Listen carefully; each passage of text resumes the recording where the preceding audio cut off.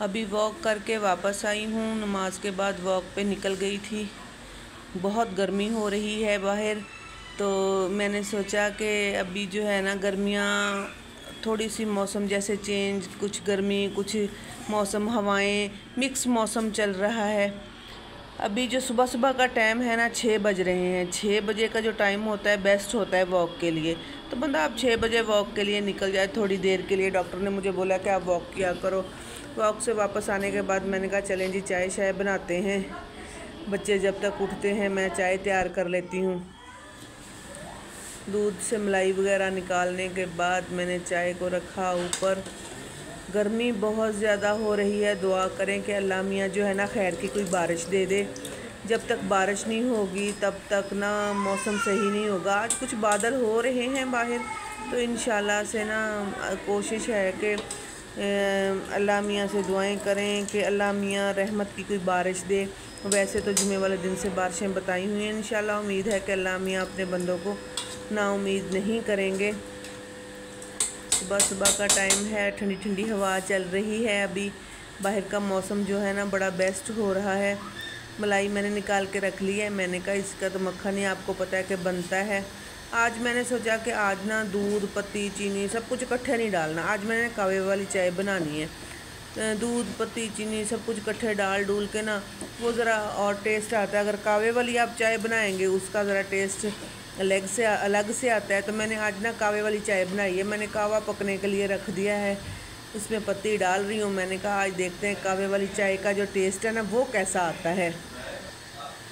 कल ना मेरी सिस्टर का ना फ़ोन आया था। वो मुझे बता रही थी कि उनकी ना जो एक दोस्त है ना उन्होंने ना मकान लिया किराए पे। मकान लिया तो वहाँ पे ना उनको ऐसे लगे जैसे कोई ना कफन पहना हुआ मुर्दा सामने आ रहा है। कफन पहना हुआ है उसने, वो उसको बुला रहा है। बहरहाल वो ना काफ़ी डर गई। वो दोबारा से अपनी सिस्टर के घर ना शिफ्ट हो गई। इनके दोनों बहनें इकट्ठे रहने लग गई। जो डरी हुई थी ना उन्होंने ना वो उसको ऐसे लगता था जैसे कोई मुर्दा ना कफन पहना हुआ है सामने, मुझे अपनी तरफ बुला रहा है। वो बेचारी इतनी डरी। बहरहाल मेरी सिस्टर को उन्होंने फ़ोन किया कि आप आएँ ज़रा देखें इसकी कंडीशन, इसको क्या हो रहा है। ये गई, उन्होंने देखा शेखा तो ऐसा ना उनको महसूस हुआ कि जैसे ना कि बहुत ज़्यादा डर गई हैं। उसकी आंखें बाहर की तरफ ना उभरी सी जैसे होती हैं, डर की वजह से, खौफ की वजह से ऐसे हो रही थी। बहरहाल दुरूद शरीफ वगैरह पढ़ा। फिर उनको मशवरा दिया कि आप जाएं किसी आलम के पास, किसी मौलवी के पास, कोई सूरतें पढ़ाएं। कोई जगह होती है भारी तो उससे भी ऐसे हो जाता है। अल्लाह मियाँ माफ़ करे। आपको पता है कि इंसान से ज़्यादा तो जिन्नात हैं। बहरहाल ऐसी बातें सुन के बड़ा दिल डरता है, बड़ा दिल को कुछ होता है। अल्लाह मियाँ हर मुसलमान को अपने हिफ्ज़-ओ-ईमान में रखे। तो अभी जो उनको किसी आलम के पास लेके गए, फिर तो दम वगैरह करवाया, सूरतें पढ़ाई। मैंने भी बोला कि उनको ना बोलें कि सूरत बकरा पढ़ा करें, अपने घर में सूरत बकरा की तिलावत किया करें। तो इंशाल्लाह से ना जो भी काम हो गया आपके आसानी से होंगे, और जो भी आपको डर खौफ है वो इंशाल्लाह आपका ना दूर हो जाएगा। तो फिर मैंने उनको फ़ोन करके उनकी तबीयत का पूछा। कह रही थी कि अब जो है ना पहले से उनकी तबीयत जो है ना काफ़ी बेहतर है। बहरहाल अल्लाह मियाँ सब पर अपनी रहमत रखे, अपना करम करे। इंसान से ज़्यादा तो बाहर की मखलूक है, जिन्नात हैं, सब कुछ है। ये तो बरहक है कि हर चीज़ का साया जो है ना इस दुनिया में ज़्यादा है। हाथ मेरा जल गया है अल्लाह जी, देखें ये शायद मग्गा गर्म हो रहा था, हाथ जल गया मेरा इससे। ओहो, मुझे बातों बातों में ख्याल ही नहीं रहा कि मैंने ना इसको ऐसे नहीं पकड़ना।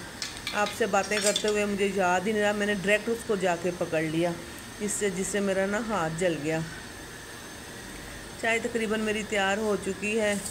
अभी मैंने ना सुबह सुबह का टाइम है, मैं सोच रही हूँ कपड़े अपने श्रिंक कर दूँ, पहले इधर की सेटिंग मुकम्मल कर लूँ। किचन की सामान बिखरा पड़ा है, अभी जो चाय बनाई है चीज़ें इधर उधर होती हैं। सेटिंग की हो ना तो अच्छी होती है। रस रख दिए हैं, बच्चे अभी नाश्ता करेंगे रस के साथ। तो आपको पता है कि खाली पेट जो चाय है ना वो सही नहीं होती। सुबह उठ के सब जो है ना पहले चाय मांगते हैं, तो रस में मंगवा के रख लेती हूँ। मैं कहती हूँ खाली पेट जो है ना आप चाय इस्तेमाल नहीं करें। कि खाली पेट आपको पता है चाय इस्तेमाल करने से मैदे में कितनी प्रॉब्लम होती है, कितना नुकसान होता है। वैसे मैं तो पहले ही मैदे की मरीज़ हूँ, तो इससे बहुत सारी प्रॉब्लम होती हैं। फिर जी तो गाइज़, आप मेरी वीडियो देखते देखते यहाँ तक पहुँच ही गए हैं तो प्लीज़ लाइक कर दीजिएगा, सब्सक्राइब कर दीजिएगा मेरे चैनल को। आपकी बड़ी मेहरबानी होगी। चाय को हल्की आंच पे रख के चलते हैं अंदर कमरे में, देखते हैं अपने कपड़े। ये हैं जी मेरे कपड़े, मेरे हस्बैंड लेके आए थे मेरे लिए 2 सूट, जिसका जो है ना बाजू हैं वो चिकनकारी में बने हुए हैं। बहुत ही खूबसूरत सूट है और कमीज़ का डिज़ाइन भी मुझे बहुत पसंद है। इसकी लेसें वगैरह मैं ले आई थी। इनको भी शिलिंग करना है। इनको आज इनकी कटिंग करेंगे, क्योंकि आज अगर शिलिंग होंगे तो इनकी कटिंग होंगी। इसके साथ की मैंने लेस ली है, वो बाहर पड़ी हुई है, वो मुझे अब उठानी भूल गई। ये दूसरे सूट की लेस है, मैं अभी आपको दिखाती हूँ। ये इसके साथ वाली, ये इसके साथ की है पैपिंग और लेस ली है मैंने इसके साथ। ये गोल्डन सूट है, बहुत प्यारा सूट है।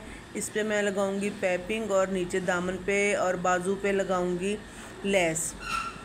ये वाली जो लेस है ना, ये मैंने दामन और बाजू पे लगानी है। ये बड़ा खूबसूरत सूट सिल के तैयार हो जाएगा जब इसकी कटिंग करूँगी, और जब हम इसे सिएंगे हम आपको इंशाल्लाह से सूट दिखाएंगे। इस पे हल्की फुल्की मैं गले पे भी डिज़ाइनिंग करूँगी। इस सूट को मैं सिंपल नहीं रखूँगी। सिंपल सूट जो है ना, वो आपको पता है कि ज़रा सारे मेरे तकरीबन सिंपल होते हैं।